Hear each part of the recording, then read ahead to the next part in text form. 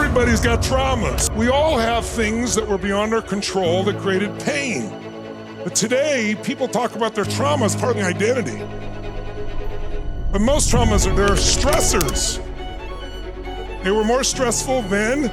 We had the capability to deal with it, but he has a different level of capability today than he did back then. And he woke up to that, and he reclaimed his true self. All of us have more today than those times. All of us have done things at times where we felt guilty or not enough or were unworthwhile, but you made the best decisions you could at that time. You couldn't have done anything but what you did back then. It's the best you had of resources at that time. We're not still beings, we're growing. And post-traumatic growth is the whole purpose between trauma. But somehow we think we're just gonna live with our trauma or manage trauma, and most of that's just a story that we built up in our head and made it worse and worse and worse because it meets many of our needs. 6 needs we're trying to meet. Certainty, uncertainty. Ironically, if you're totally certain all the time, it's great in the beginning and then you're bored out of your mind. We need variety, significance, the need to feel unique, to feel special, to feel important, love and connection, growth, contribution. Guess what? Trauma is significance. It's bigger than anything else in your life. And by the way, trauma also creates variety, believe it or not. It's why do people go watch a movie? People don't go to a movie where the main character starts out. You've heard me just describe this before. What's it like in the beginning of the movie? They're happy, they're healthy, they're fulfilled, they have beautiful work, they have beautiful relationships, their life is perfect.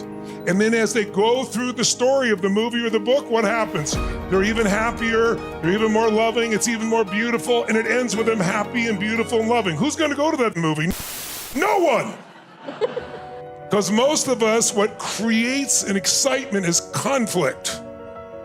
And many of us create extra dramas for the conflict. Let the conflict be the pursuit of your goals and the obstacles you face to have to become more. We don't need old stories to go live by. And anyone in this room can do what he just did, which is draw a line in the sand and remember that you are more than your memories. You're more than these pieces. And this whole world we've created in the last 10 or 15 years with kids especially, now they're adults. Millennials now are 40, 45 years old, I guess, the leading edge. And they've been taught you should give me a trigger warning about a story before you tell it. What have we done to these poor kids? When you feel a trigger, that is a call to say, I need to rewire myself. It is not something to avoid.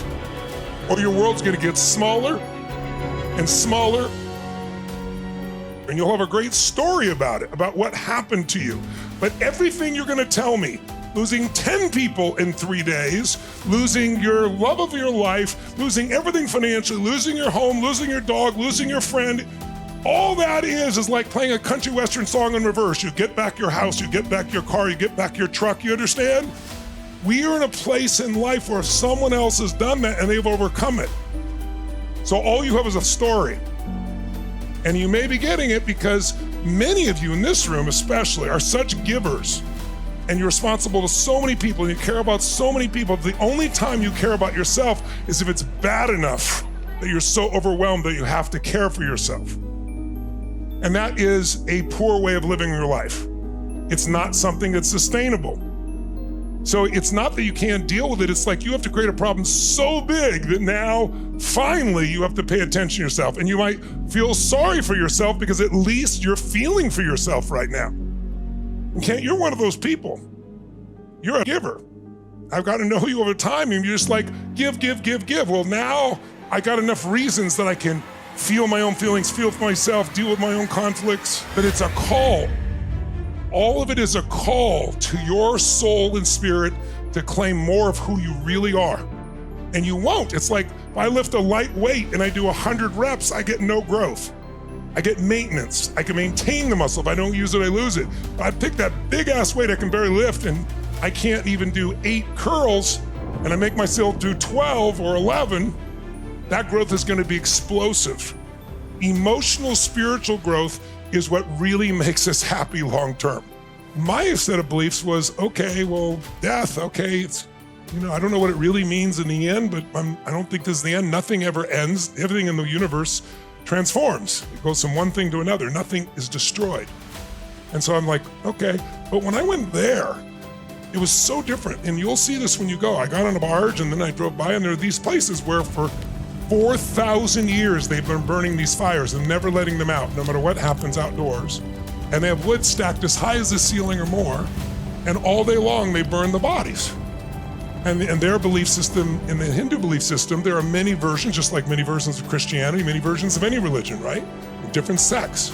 Some believe that you get to nirvana, which in their belief it's reincarnation. Nirvana is you don't have to come back. So some people believe you give up all your things and you spend your life in poverty to prove your willingness to God. Some of them study the great texts of the world, the great religious texts, right? Some people believe it's through physical yoga. There are many approaches, but they all agree if you die in Varanasi, you immediately go into nirvana. And the only difference in sadness or not is they're not sad, as I said earlier, they see the body burns. If you get there, some people are dying, they get there to die. And we go to Mother Teresa's center, and there's a woman about this tall, she was like 101 years old, and she came there to die, and she was pissed that they were taking her and taking care of her and got her healthy. She was mad as hell that this had happened. There were several people like that. You'll see people there on the streets who are dying who are filled with joy. And you'll go to places in the West where people are pissed off because they didn't put the special sauce on their burger, right? The beauty of the West is our ability to produce results. The beauty of the East is the ability to find inner happiness. You do not have to choose. You can have both. And I brought you here so you can balance out the science of achievement with the art of fulfillment. That's what we're here for. And when I watched this, I'll never forget, I watched this going on. I was fascinated, right? And this little boy had a stick, and he was smiling and was flipping something, and then I realized it was his grandfather's leg. He's flipping it further into the fire. Big smile on his face, no one's crying, no one's sad. Why? Because we only feel what we feel because of our beliefs. Your beliefs are what are creating the pain in you. So if you got a belief creates pain, you change belief, and your whole life will change. And in their beliefs, you burn the body, that's the t-shirt, the spirit is free, and now you go to nirvana. And so people are joyous doing this. They dip the body in the Ganges River, they get up in the morning and bathe in the river where all these dead bodies and their ashes have been floating. And they're joyous. Some of you in America are like, I can't even get near this water. You will experience a very different experience being there than being here. And I hope you'll never forget it. I'm sure you won't. But I just want you to know, our beliefs create everything, but one of the most valuable ones is that it is all a gift and being grateful for what's there. I have so much in my life today that I feel so fulfilled by, and I have more tears today in this time of my life. Tears not of sadness, but tears of just overwhelming grace. Because I look at what I've come from, and I think about, I've done my part, but there's grace in this. The grace of God. It could have gone so differently. And while I chose certain things, I also was clearly guided. And when you have that connection to grace, that will lift you beyond the moment as well. So I really offer you to consider a new possibility. Consider that all the stories people tell you, they're sincere and they're wanting to share with me, but they aren't healed enough yet to give you the full answer. And if you buy it from someone who's not yet healed, you're gonna get part of the answer and part of what pulls you backwards in time. It's so critical to become a critical thinker when it comes to what things mean, because the only thing that controls your life is the meanings you make up. We are the meaning makers, but most of us let the world create the meaning. Our friends, the environment, the people, and the reinforcements we get. But if you can step out of that and remember that you are an autonomous soul that's been given the power of choice, that you can choose to feel differently. You can choose a meaning that lifts your heart and soul. That is not to mean you won't feel pain at times, you won't remember things. It's just you won't live there, and you'll use it instead of letting it use you. And you know it lets it use you if you keep going down that level of the same pain over and over again, or let it use you if you tell the story to yourself or others about it over and over again. Or you start to feel like sadness or anxiety or fear are dominant emotions. Those are just a call saying it's time to grow. It's time to step up. It's time to face what you're afraid of. If you will face what you're afraid of, if you'll dive into what you're most afraid of, you will discover it's never as bad as you make it up in your head, and you will feel freedom. Now is the time to create that freedom. Yeah, if you're not gonna do it now, you're never gonna do it. And if you can't find a way based on all you've been through in your life, all the shit and all the beauty, and there must be beauty for you to be in this room. Something got you here. Some part of you, some spirit, something got you here. You got nothing but love available to you, kindness, awareness, friendship, opportunity, beauty.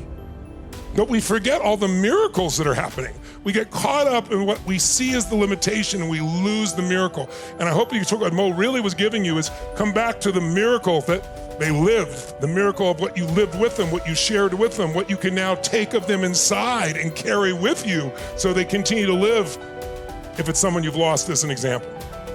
Those are things that are going to give us a different quality of life. Otherwise, at some level, you're always settling. You're negotiating with yourself for something less than you deserve, Kent. The people that experience spiritual pain is that pain that is so overwhelming, that is so unjust, that is so unfair. When you experience spiritual pain and you don't give up, you develop spiritual strength that people who haven't been through it will never understand. They'll never have the same muscle you have. They've never had to lift what you've had to lift. And then there's an inner strength and pride that will not go away. That's the value of extreme stress when you claim your truth.